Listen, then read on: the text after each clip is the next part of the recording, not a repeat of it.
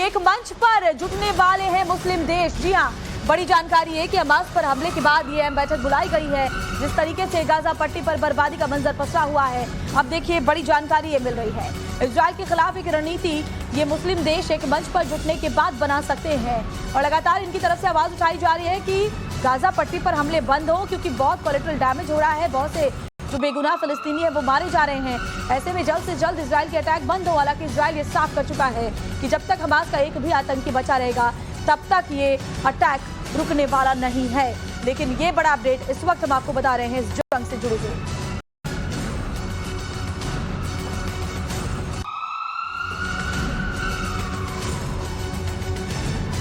और हमास पर इजरायली हमले के बीच ये जो बैठक होने जा रही है, इस बैठक के बारे में चलिए आपको कुछ और जानकारियां दे देते हैं। तो आप इस बैठक को इस तरीके से समझिए कि हमास पर हमले जारी है, ओआईसी की क्या तैयारी है। एक मंच पर तमाम जो मुस्लिम देश हैं वो अब आ रहे हैं। सऊदी अरब के जिद्दा में ओआईसी की ये बैठक होने वाली है। गाजा पर दरअसल इजरायली हमले पर चर्चा होगी, यानी उसको कैसे रुकवाया जा सकता है, इसको लेकर के रणनीति बनाई जाएगी। ओआईसी के 57 देश युद्ध पर मंथन करेंगे, एक साथ बैठेंगे जिद्दा में। ईरानी राष्ट्रपति भी बैठक में शामिल होंगे। जी हाँ, ये बड़ी जानकारी मिल रही है। बैठक का मकसद क्या है, चलिए आगे आपको ये बता देते हैं। तो इजराइल के खिलाफ प्लान बनाया जा सकता है। इजराइल की तरफ से जो अटैक गाजा पट्टी पर किया जा रहा है, ऐसे में बैठक का मकसद गाजा की रक्षा करना है। हमास को मदद करने पर भी चर्चा संभव है और साथ ही बैठक का मकसद गाजा को मानवीय मदद देने पर भी है कि जिस तरीके से वहां पर रिपोर्ट्स आ रही हैं कि वहां की रिपोर्ट भी हमने आपको दिखाई कि कैसे हालात बने हुए हैं, तो उन्हीं सब को लेकर के ये बड़ी रणनीति बनेगी। हमारे साथ दो खास मेहमान इस वक्त जुड़े हुए हैं। कर्नल एस डिन्नी हमारे साथ डिफेंस एक्सपर्ट के तौर पर जुड़े हुए हैं। मेजर जनरल के सिवाच हमारे साथ जुड़े हुए हैं। सर, आप दोनों का बहुत बहुत स्वागत है टाइम्स ऑन भारत पर।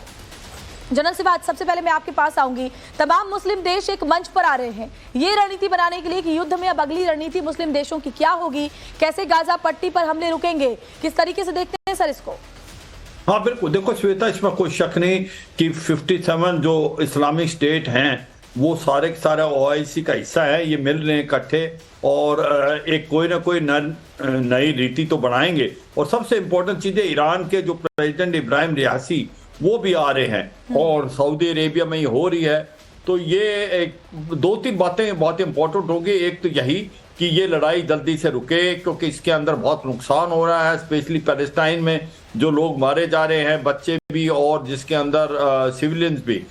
तो उसको कैसे रोका जाए, फिर क्या एड दी जाए पैलेस्टाइन में, और क्या प्रेशर डाला जाए कि इजराइल पे कि वो लड़ाई बंद करे, और किस प्रकार से क्या कोई रिफ्यूजी हैं उनको लिया जा सकता है किसी मुस्लिम कंट्री से, वो भी एक प्रकार से डिस्कस होगा।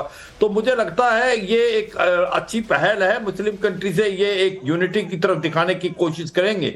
मगर ये सोचना कि कोई बहुत बड़ी चीज जिसमें हो सकती है वो मुझे नहीं लग रहा, क्योंकि अभी भी मुस्लिम वर्ल्ड जो है वो डिवाइडेड है और ज्यादातर देश हमास के बिल्कुल अगेंस्ट थे। उनको लगता था कि ये टेररिस्ट एक्शन है। तो मुझे यही लगता है कि एक प्रेशर टैक्टिक तो है इजराइल पे कि जल्दी से सीज फायर हो, और किस प्रकार से गाजा पट्टी में जो लोग मारे जा रहे हैं उनको कैसे आप ट्रीट करेंगे, उनको क्या मदद दे सकते हैं पैलेस्टाइन को। तो ये ज्यादा बड़े मुद्दे होंगे। क्या इजराइल को घेरा जा सकता है ये समय बताएगा, मगर मुस्लिम वर्ल्ड अभी भी यूनाइटेड नजर नहीं, डिवाइडेड हैं। Specially Saudi Arabia, UAE, Oman वगैरह अभी तक बहुत न्यूट्रल स्टांस ले रहे हैं। और कुछ एक देश हैं जैसे टर्की है, टर्की भी मैं ऐसा सोचता हूँ कि कोई नेटो का हिस्सा है और वो यूरोपियन यूनियन में दाखिल होना चाहता है, तो वो ज्यादा बातचीत नहीं करेगा। हाँ, किसी हद तक जाएगा। जो सबसे तो आपको ऐसा लगता है कि बहुत ज्यादा इम्पैक्ट इसका इस वॉर पर नहीं होगा? कर्नल डिन्नी, मैं आपसे समझना चाहूंगी, ऑर्गेनाइजेशन